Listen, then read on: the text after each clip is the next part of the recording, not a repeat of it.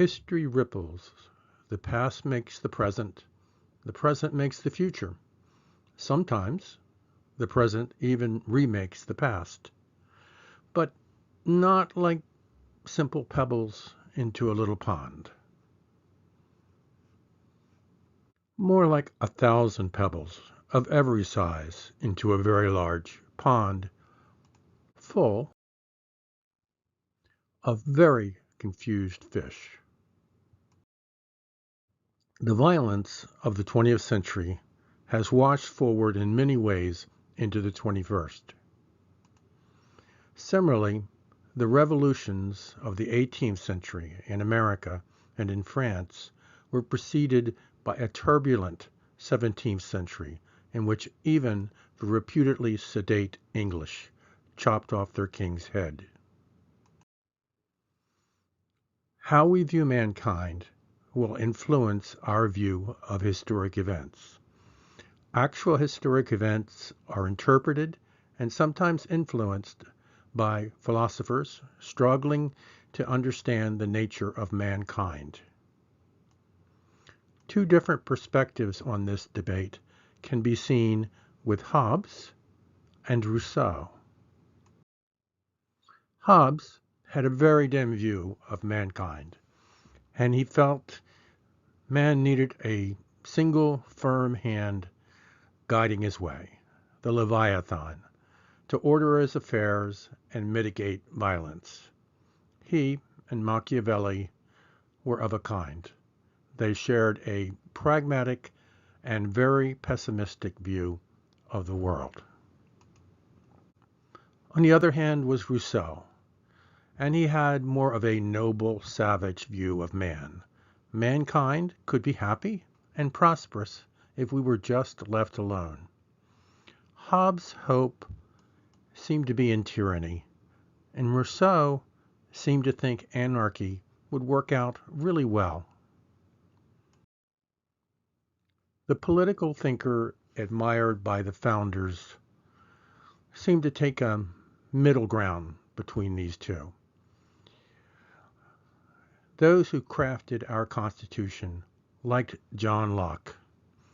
He did not see the need for Hobbes' Leviathan monarchy, nor was he an optimist about man's natural noble spirit as much as Rousseau. He thought we could get along together if the governed had a say in making the laws, which regulated their social interactions. A government of laws, not men. If we have watched any of the reasonably accurate dramas about early America, you will know that from the start there was debate about both means and ends for the new nation. There were cliques, there was infighting, there was a certain amount of the poor, nasty, and brutish side of things. This was a time when disputes might be settled by dueling, which cut short the career of Alexander Hamilton.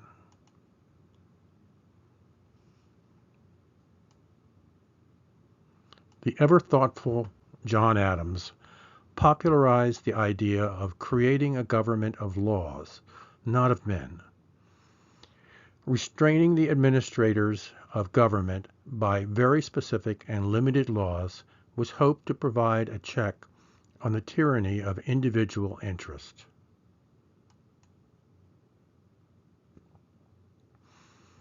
He and the other designers, compromisers, who put together the Constitution built it around the idea of three branches of government: an executive, a legislative, and a judicial, with co-equal powers that could hopefully act as a check on one another.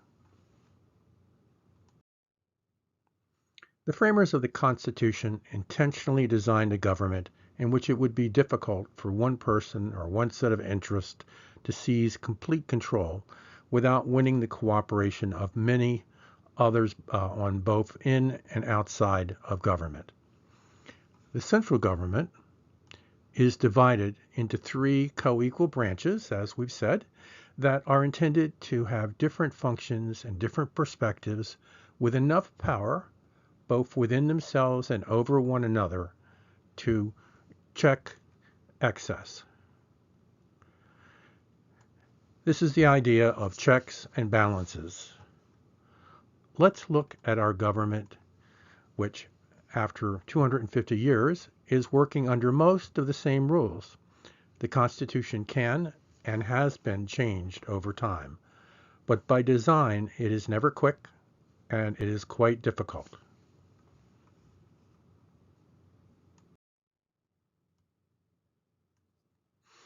Our current president is Joseph Biden. He and his vice president, Kamala Harris, are supported and given advice by a cabinet of appointed managers who head the various departments of the government. The president is sort of like a driver of a big, complex car. Others design and repair the car, while others ensure that the car doesn't break any laws, or more specifically, the driver. But the president has primary responsibility for steering that car. The legislature is in two parts. The representatives who most directly represent the voters come from 435 different separate regions around the country. And then there are 100 senators. There are 2 senators from each of the 50 states. And each of them represents the interest of a specific state, so that even the smallest state has 2 senators.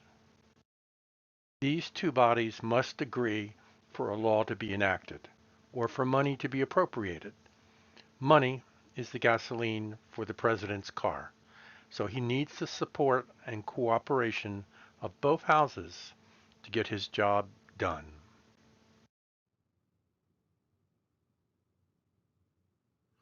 The traffic cops in this analogy are the 9 Supreme Court justices.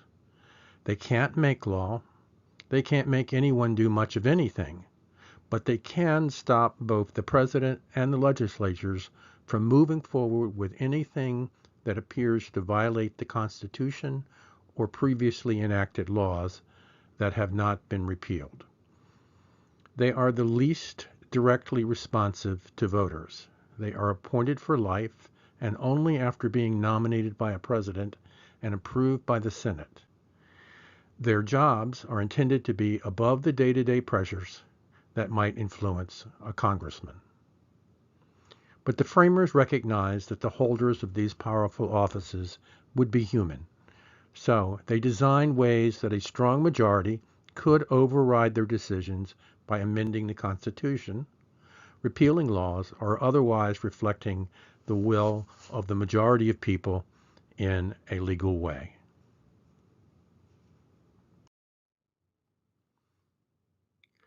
Let's return to our analogy of the pond and its confused fish. In politics, economics, and business, it's often comfortable to think that the world turns on simple, logical causation. We drop a stone into a pond, and there's ripples. Simple enough. 1 plus 1 equals 3? Ah, okay. Maybe the world's not so simple. But we do something, and something predictable will happen, right?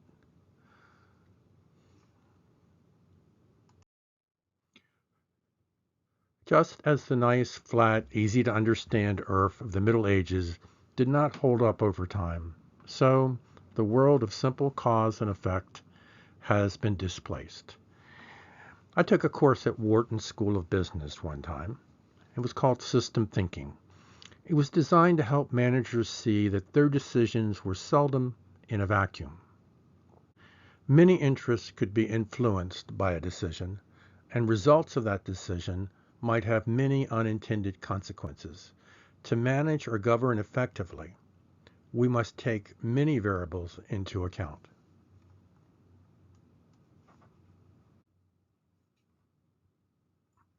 One of the key outside factors that the framers of the Constitution were very aware of and were trying to design to thwart was that of parties, of factional interests that would get together and work for their own interest rather than the interest of the nation as a whole.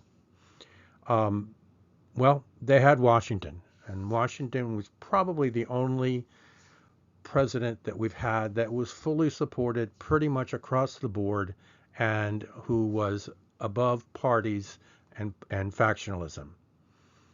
Immediately after him, things started coming apart, and immediately before him, things, as we've talked about, were apart. With with Washington stepping out of the White House, the next president in Adams supported was supported by a group of people, the Federalists. And after him was Jefferson, who was supported by another group of people who came to be known as the Democrat Republicans. Adams and Jefferson were friends. They got along well. They were both involved in writing the Declaration of Independence. But they had different views of the future for the country, different views on how government should work. They were both great presidents in their way, but they set the precedent for parties and competing from two different perspectives for election to office.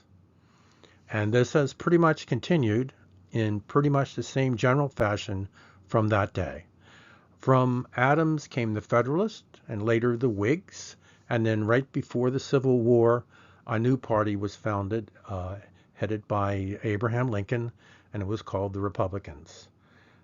Competing against them along the way, and sometimes working together. We don't always compete and fight.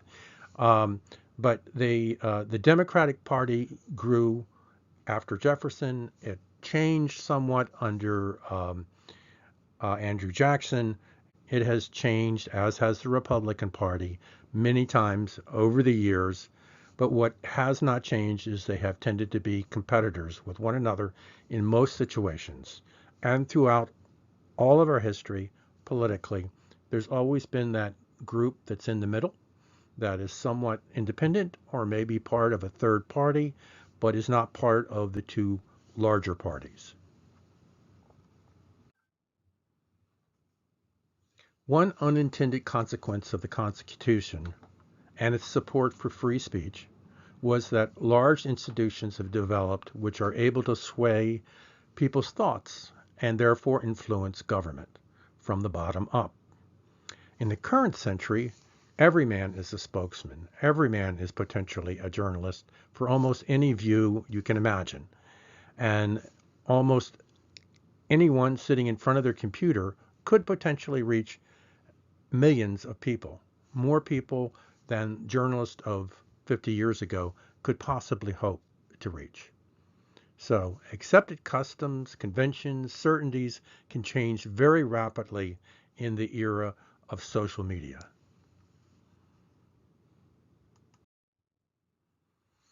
The striving self-interest of economic man, as seen in the colonial days, was one of the things that the um, framers of the Constitution would have hoped to check somewhat. But and, in many cases, in most cases, those kind of people have been replaced by large and immensely wealthy corporations with power beyond that of even the wealthiest individual at the founding of the Republic.